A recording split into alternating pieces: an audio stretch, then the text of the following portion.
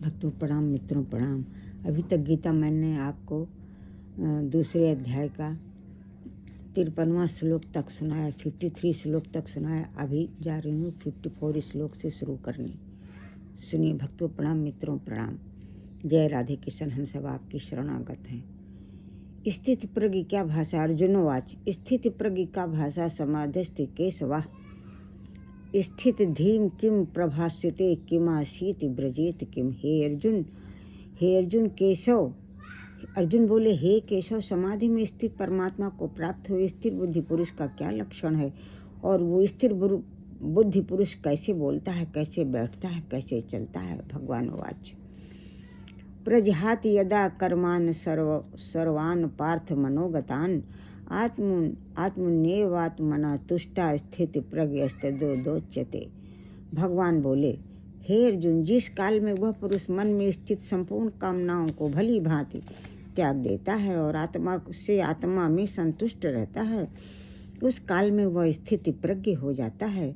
दुखे से न दुग्न मना सुखेशु विगत स्पृहा वीतराग भय क्रोधा स्थिति धो मुनिरुच्यते। दुखों की प्राप्ति होने पर जिसके मन में उद्वेग नहीं होता और सुखों की प्राप्ति में जो सर्वथा निष्प्रय है तथा जिसके राग द्वेष भय क्रोध नष्ट हो गए हैं, ऐसा मुनि स्थिति प्रज्ञ कहा जाता है। यह सर्वत्रान भी स्नेह अस्त प्राप्या शुभा शुभा नाभिनंदति न द्वेष्टि तस्य प्रज्ञा प्रतिष्ठिता। जो पुरुष सर्वत्र स्नेह रहित हुआ, उस शुभ या अशुभ वस्तु को प्राप्त होकर न प्रसन्न होता है न द्वेष करता है, उसकी बुद्धि स्थिर है। यदा संघारते चायम कूर्मो आंगन्यु सर्वशा इंद्रियाणि इंद्रियार्थे अभ्यस्तस्य प्रज्ञा प्रतिष्ठिता।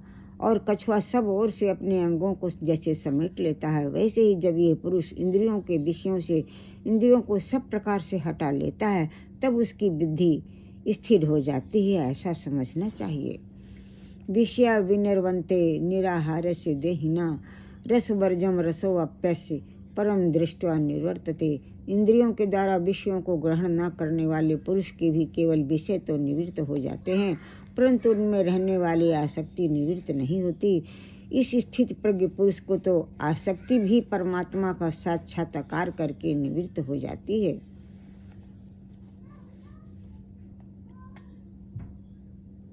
यत्तो हपि कौन्ते पुरुषस्य विपश्यति इंद्रियाणि प्रमाथीन हरन्ति प्रभसम मनः प्रस्पम मनः। हे अर्जुन, आसक्ति का नाश होने के कारण प्रमथन स्वभाव वाली इंद्रियां यत्न करते हुए बुद्धिमान पुरुष के मन को बलात् हर लेती हैं। तानि सर्वाणि संयम्य युक्त आसीत मत्परा वशे ही यस्य इंद्रियाणि तस्य प्रज्ञा प्रतिष्ठिता। इसलिए साधक को चाहिए कि वह उन संपूर्ण इंद्रियों को वश में करके समाहित चित्त हुआ मेरे प्राण होकर मेरे ध्यान में बैठे, क्योंकि जिस पुरुष की इंद्रियां वश में हो जाती हैं उसी की बुद्धि स्थिर होती है। ध्यायतो विषयान पुंसा संगस्तेषु पूजायते संगास्ते संजायते कामा कामोत क्रोधा अभिजायते। विषयों का चिंतन करने वाले पुरुष की उन विषयों में आसक्ति हो जाती है। आसक्ति से उन विषयों की कामना उत्पन्न होती है और कामना में विघ्न पड़ने से क्रोध उत्पन्न होता है। क्रोधादि भवति सम्मोहा सम्मोहति स्मृति विभ्रमा स्मृति भ्रंशादि बुद्धिनाशो बुद्धिनाशात् प्रणश्यति। क्रोध से अत्यंत मूढ़ भाव उत्पन्न हो जाता है। मूढ़ भाव से स्मृति में भ्रम हो जाता है। स्मृति में भ्रम हो जाने से बुद्धि तथा ज्ञान शक्ति का नाश हो जाता है और बुद्धि का नाश हो जाने पर यह पुरुष अपनी स्थिति से गिर जाता है। राग देशा विशेष अस्तु विषयानि इंद्रियो ऐश्चरान आत्मवश्यसि अभिधेते या आत्म प्रसादम अभिगच्छति। परंतु अपने अधीन किए हुए अंतःकरण वाला साधक अपने बस में की हुई राग द्वेष से रहित इंद्रियों द्वारा विषयों में विचरण करता हुआ अंतःकरण की प्रसन्नता को प्राप्त होता है। प्रसादे सर्व दुखानाम हानिरयस्योपजायते प्रसन्न चेतसो है सुबुद्ध्या पर्यवतिष्ठिते। अंतःकरण की प्रसन्नता होने पर इसके संपूर्ण दुखों का अभाव हो जाता है और उस प्रसन्न चित्त वाले कर्मयोग की बुद्धि शीघ्र ही सब ओर से हटकर एक परमात्मा में ही भली भांति स्थिर हो जाती है। नास्ति बुद्धिर्युक्तस्य न चा युक्तस्तस्य भावना न चा भवावैता शांतिर्शान्तस्य कुतः सुखम। न जीते हुए मन और इंद्रियों वाले पुरुष में निश्चयात्मक बुद्धि नहीं होती है, उस अयुक्त मनुष्य के अंतःकरण की भावना भी नहीं होती है तथा भावनाहीन मनुष्य को शांति नहीं मिलती है। और शांत रहित मनुष्य को सुख कैसे मिल सकता है। इंद्रियाहीणाम चरिताम यन मनो अनुविधीयते तदस्य हरति प्रज्ञा वायुर नाव अभिवाभ्यसी। क्योंकि जैसे जल में चलने वाली नाव को वायु हर लेती है, वैसे ही विषयों में नाव को वायु हर लेती है।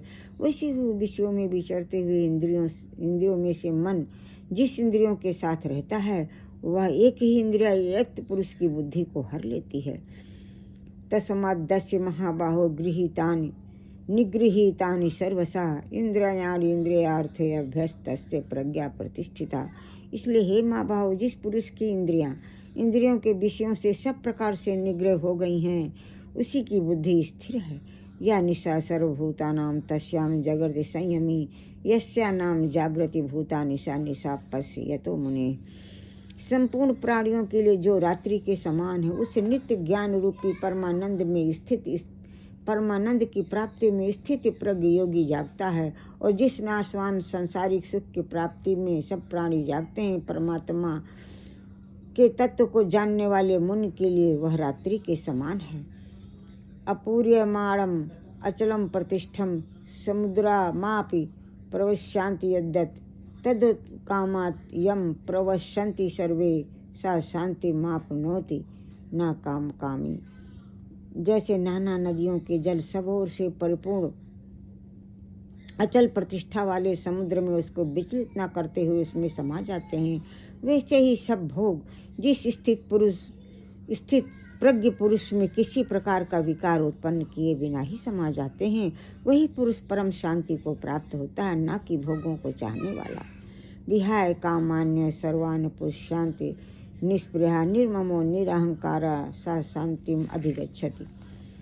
जो पुरुष संपूर्ण कामनाओं को त्याग कर ममता रहित, अहंकार रहित, स्पृहा रहित हुआ विचरता है वही शांति को प्राप्त होता है, अर्थात वह शांति को प्राप्त है। ऐसा ब्राह्मी स्थिति पार्थ नैनाम प्राप्य विमुह्यति स्थित्वा श्याम अंत काले अपि ब्रह्म निर्माण मृच्छति। हे अर्जुन, यह ब्रह्म को प्राप्त हुए पुरुष की स्थिति है। हे अर्जुन, यह ब्रह्म को प्राप्त हुए पुरुष की स्थिति है। इसको प्राप्त होकर भी कभी मोहित नहीं होता। जो इसको प्राप्त होकर भी कभी मोहित, अंत काल में वो ब्रह्मा की स्थिति में स्थिर होकर ब्रह्मानंद को प्राप्त हो जाता है। अच्छी श्री भगवद गीता स्वप्न से ब्रह्म विद्यायाम योग शास्त्रे श्री कृष्ण अर्जुन संवादे सांख्य योग नाम द्वितीय अध्याय। ये द्वितीय अध्याय भक्तों संपूर्ण हुआ। फिर मैं कल आपको तृतीय अध्याय का श्लोक सहित मीनिंग सहित बताऊंगी। अतिश्री तृतीय अध्याय प्रारंभ।